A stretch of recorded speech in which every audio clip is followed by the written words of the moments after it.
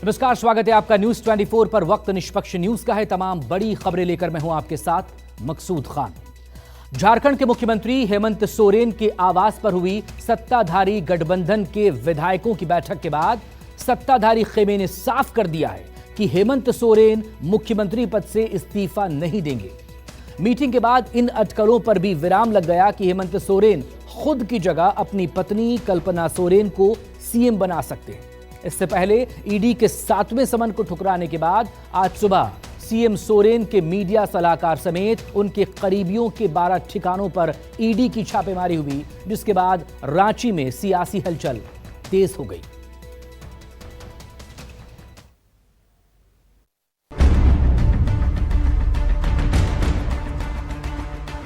साहिबगंज में छापेमारी, रांची में छापेमारी, कोलकाता से राजस्थान तक ईडी की छापेमारी। पांव फटते ही झारखंड के सीएम हेमंत सोरेन के करीबियों के 12 ठिकानों पर ईडी के रेड शुरू हो गई। साहिबगंज के डिप्टी कमिश्नर राम निवास यादव के साथ सीएम हेमंत सोरेन के मीडिया सलाहकार अभिषेक प्रसाद पिंटू के आवास पर भी ईडी का एक्शन शुरू हो गया। ईडी ने सोरेन के मीडिया सलाहकार के घर का लॉकर भी तोड़ दिया। हालांकि ईडी के एक्शन के साथ ही झारखंड का सत्ताधारी गठबंधन भी हरकत में आया। सोरेन के साथ विधायकों की बैठक के बाद सत्ताधारी खेमे ने दो टूक कहा कि सीएम किसी भी सूरत में इस्तीफा नहीं देंगे। सरकार गिराने की बीजेपी की साजिश कामयाब नहीं होगी। झारखंड में अगले 15 साल तक बीजेपी के लिए कोई वैकेंसी नहीं है। ने मुख्यमंत्री को शुभकामनाएं दी कि हम लोग अभी कम से कम इस राज्य को जिसम गुरु शिबू सोरेन के सपनों का राज बनाना है और अभी 15 साल किसी के लिए वैकेंसी नहीं। 43 विधायक थे, 43 विधायकों में बातें यही आई कि हेमंत जी आज भी मुख्यमंत्री हैं, आगे भी मुख्यमंत्री रहेंगे। स्पष्ट रूप से माननीय सदस्यों को बुलाया गया था, गठबंधन के सभी सदस्यों को। उनके सामने माननीय मुख्यमंत्री ने जो राज्य की परिस्थिति है उसको रखने का काम किया और सभी सदस्यों ने एक सुर में माननीय मुख्यमंत्री के कदम का स्वागत किया है और स्पष्ट तौर पे लोगों ने कहा है कि हम लोग पूरी तरह से एकजुट हैं, आपके साथ हैं, आप आगे बढ़ें, संघर्ष करें। पूरे सदस्य हम लोग एकजुटता के साथ आपके साथ करें। मुख्यमंत्री जी ने कह दिया था कि ऐसी कोई बात अभी फिलहाल नहीं है और उन्होंने कहा कि किसी को डरने की बात नहीं है। ईडी ने जो समन उन्हें किया था, 7वां समन था, इसका जवाब उन्होंने दे दिया है और ऐसे जवाब दिया है कि उस पर ईडी दोबारा पूछताछ कर ही नहीं सकती है। इसलिए ईडी का कोई डर है नहीं उनको। यही बात और है कि दूसरे किसी रास्ते से कोशिश कर रही है बहुत ज्यादा। विधायक दल की बैठक अपनी सत्ता को बचाने के लिए, अपने कुर्सी को बचाने के लिए और साथ साथ अपने परिवारवाद के जो कुर्सी है, मुख्यमंत्री का पद उनके परिवार के किसी आदमी के हिस्से में मिले, इससे दुर्भाग्य और क्या हो सकता है। लोकतंत्र को कलंकित करने का काम किया जा रहा है।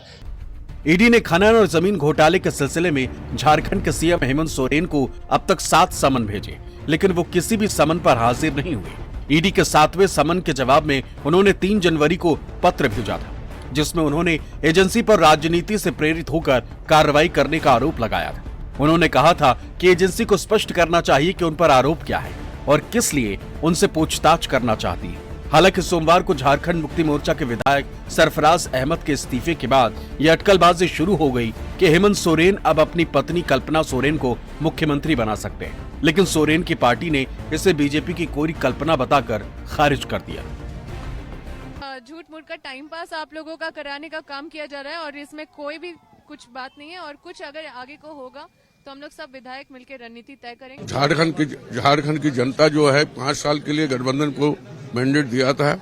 हम चाहते हैं कि 5 साल के लिए जब आम जनता ने हमें मैंडेट दिया है, उस मैंडेट को हम इस्तेमाल करते हैं और उसी का इससे हम लोग चाहते हैं कि 5 साल हमारा सरकार चले। बिल्कुल एक है हम लोग और भाजपा की हर चाल का मुंहतोड़ जवाब देने के लिए हनुमान भक्त, राम भक्त हनुमान आ गया है यहाँ। ये हनुमान है, चिंता नहीं करना है।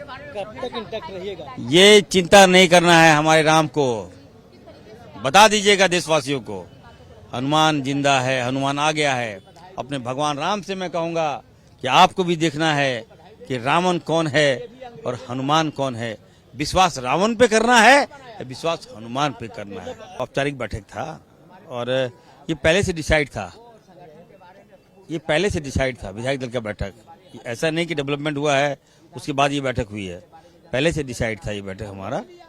ना पहली बार है ना अंतिम बार है, ये सिलसिला तो चलता ही रहेगा जब तक चुनाव रहेगा। तो हम तो पहले ही बोल दिए थे भाई ये होना है। जो भी जांच एजेंसियां हैं सब लोग दबाव में काम कर रहे हैं।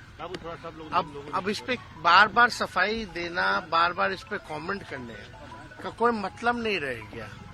अब तो यूज्ड टू हो ही ना गया है सारा एजेंसी अपना काम छोड़ करके सारा पॉलिटिकल काम में लगना है, क्योंकि भाई एक तरह का अलायंस ही ना है एनडीए का। ईडी से डरता कौन है? जो गलत करने वाले लोग। अब बात समझिए, लालू प्रसाद जी जब सत्ता में थे, मुख्यमंत्री थे और देश में उनकी पार्टी की सरकार थी, तब से सीबीआई उनके ऊपर है, तो हम लोग क्या कर सकते हैं? मात्र आदिवासी मुख्यमंत्री आदिवासी पार्टी का है। आदिवासियों को कहाँ बर्दाश्त करते हैं, दलितों को कहाँ बर्दाश्त करते हैं, और लालू यादव के साथ में किस तरह से किया। जितना अन्याय लालू यादव के साथ में हुआ किसी और के नहीं। माइनिंग के मामले में हाईकोर्ट ने भी पीआईएल को खारिज करने का काम किया है। उच्च न्यायालय ने जब पीआईएल भी खारिज कर दिया, उसके बाद इस मामले में अगर दबिश है ईडी की, तो कहीं न कहीं यह साफ प्रतीत होता है कि हमें डराने का, हमें धमकाने का एक प्रयास है। और हम झारखंडी लोग हैं, हम न डरेंगे, न दबेंगे, न झुकेंगे, हम काम करते रहेंगे। हमारा मुख्य मकसद है जनता को कैसे हम विकास की किरण पहुंचा पाएं, और सरकार उसमें पूरी संजीदगी के साथ लगी हुई है। और भारतीय जनता पार्टी यही चाहती है कि कैसे हम इस राज्य के विकास को अवरुद्ध करें। पिछले 29 दिसंबर को झारखंड के मुख्यमंत्री हेमंत सोरेन ने अपनी सरकार की चौथी सालगिरह मनाई है, और अब वो झारखंड के पहले ऐसे आदिवासी मुख्यमंत्री बन गए हैं जिन्हें लगातार 4 साल तक इस पद पर रहने का मौका मिला। सीएम सोरेन अपनी रैलियों में ये सवाल भी उठाते रहे हैं कि आखिर कोई भी आदिवासी मुख्यमंत्री यहाँ अपना कार्यकाल पूरा क्यों नहीं कर पाता। जवाब भी वो खुद ही देते हैं, बीजेपी को इसका जिम्मेदार ठहराते हैं। रांची से अमित सिंह के साथ अमिताभ ओझा, पटना, न्यूज़ 24।